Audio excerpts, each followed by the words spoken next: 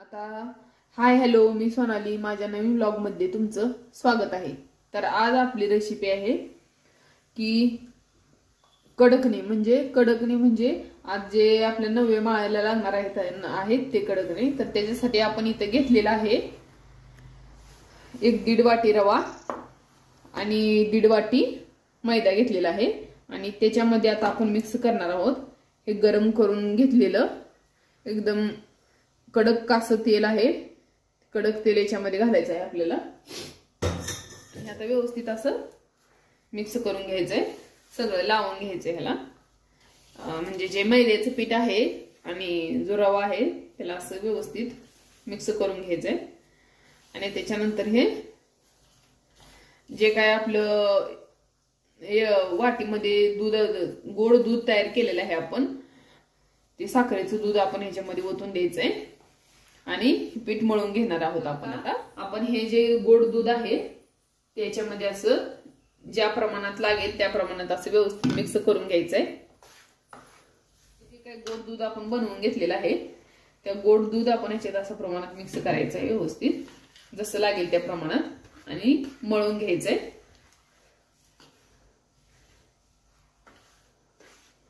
आता याच्यात आपण गरम करून तेल टाकले, कडकडून चांगलं घेतलेलं तेल आहे. आणि हे मिश्रण एक जीव असं मळायचं आपल्याला. आता आपण हाताच्या साहाय्याने मळून घ्यायचंय. आपलं तेल गरम होतं त्याच्यामुळे मी चमचा वापरला होता हा. आता असं व्यवस्थित मिक्स करून घ्यायचंय, मळून घ्यायचंय पीठ. आणि हे मळलेलं पीठ आपण अर्धा तास ठेवून द्यायचं आहे, म्हणजे त्याला चिवटपणा येईल. व्यवस्थित असं मळून घ्यायचं, जसं लागेल तसं ऍड करायचंय गोड दूध. आपण इथं पीठ मळून घेतलेलं आहे. तर आता आपण करणार आहोत, कडकणीचं पीठ मळून घेतलेलं आहे इथं. आणि आता आपण करणार आहोत कडकण्या करायला सुरुवात. त्याच्या अगोदर आपण असं पीठ करून घ्यायचं आहे आणि गोळे करायला आपल्याला मदत होती, त्यासाठी असं करून घ्यायचं आपण, म्हणजे गोळे करायला मदत होती आपल्याला. असं सगळं करून घ्यायचं. नंतर ह्याला असे गोळे बनवायचे, म्हणजे पटपट होऊन जाते. आणि असे गोळे बनवून घ्यायचे आणि नंतर लाटून घ्यायचं आणि तेलामध्ये सोडून द्यायचं. तर आता थोडंसं असं पीठ लावून घ्यायचंय आपल्याला, मैदा लावून घ्यायचंय आणि असं लाटायचंय. किंवा तुम्ही असं पण करू शकता, कोणाला असं लाटायचं असेल तर असं गोल लाटून घ्यायची, असं गोल लाटून घ्यायचंय. नसेल तर मग हे जे काय आपण केलेलं आहे गोळायचा छोटासा, त्याला असं व्यवस्थित लाटून घ्यायचं. आणि नंतर एक छोटस डब्याचं टोपण किंवा काय एखादं छोटस भांडे घेऊन त्याला गोल आकार द्यायचंय. माझं कसं गोलच बनतंय, मी शक्यतो वापरत नाही. पण कोणाला जर गोल पुरी बनवता येत नसेल, पुरीसारखं गोल, तर त्यांच्यासाठी आहे ही ट्रिक. ही मी असं बनवते, पण तुम्हाला जर येत नसेल तर तुम्ही असं करून हे असं ह्या साईजचं असं व्यवस्थित गोल बनवून घेऊ शकता. बघा किती गोल आकार, आणि एका आकाराच्या सर्व तयार होती.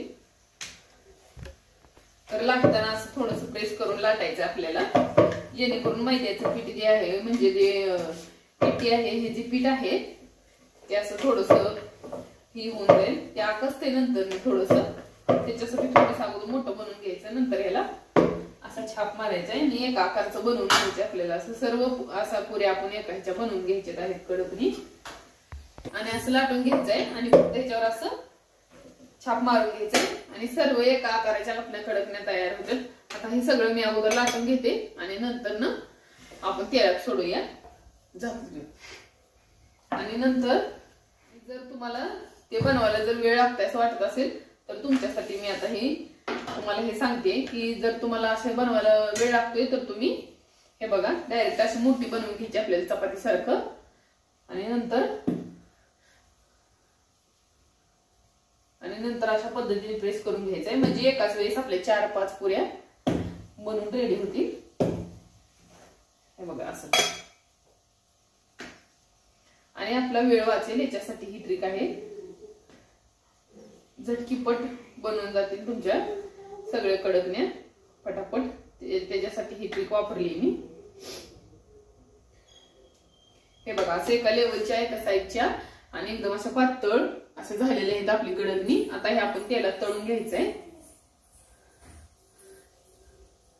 हे बघा असं तेलात सोडून घ्यायचं. 1 2 2 अशा प्रकारे 2 3, जास्त पण सोडायचं नाही, एकामेकाला चिटकत येते.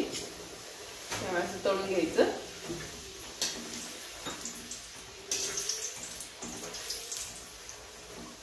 आणि अजून मधून हलवत राहायचं थोडस, जेणेकरून ती चटकणार नाही खाली. कलर पण बघा किती छान आला, याला कलर पण किती छान आलेला आहे. आणि अशा प्रकारे आपले रेडी झालेले आहेत. कडकणी आपल्या आता झालेल्या आहेत रेडी. अशा प्रकारे सर्व कडकण्या तळून घ्यायचे.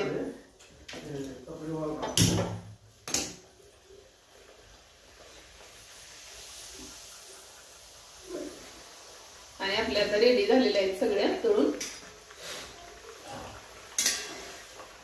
सोपी आणि साधी पद्धत मी तुम्हाला सांगितलेली आहे आणि झटपट कमी वेळेत बनणाऱ्या.